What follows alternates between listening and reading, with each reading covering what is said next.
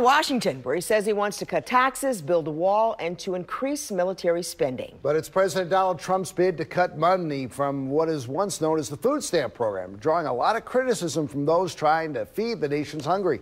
ABC 2 News' Jeff Hager's now here with more on that reaction tonight. Jeff.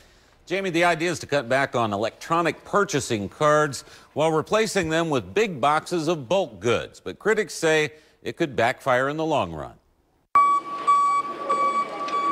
They know something about delivering food here at the Maryland Food Bank, as much as 45 million pounds of it per year. And the person who heads up that effort, Carmen Del Guercio, says President Trump's push to have states deliver bulk food items to the hungry is just not realistic. The challenge that we have of reaching people in the western part of the state all the way down to Pocomoke is extreme. And so the ability to kind of do that in every state in our union, from where I sat, I just didn't see how that could possibly happen in a way that's any more efficient than what's operating today. The idea is to save well over $100 billion over the next decade by buying in bulk from American farmers, which helps them, while providing recipients with healthy food staples at a discount over what they would pay for the same items in a grocery store.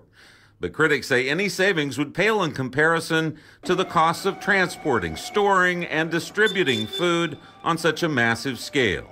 There's so many moving parts of this thing that really make it very challenging for it to be managed. I don't just see how logistically or just on its core how these things get executed. Proponents of Trump's plan say it would also reduce the fraud associated with the electronic cards issued to recipients to buy food.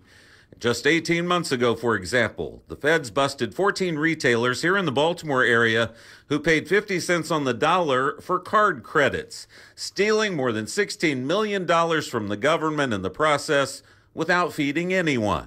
Bad guys do bad things. And the reality is the number isn't all that significant in the grand scheme of things. That totally turn this thing up on its ear and potentially go backwards in a lot of ways in terms of the type of food gets sourced and how it gets distributed.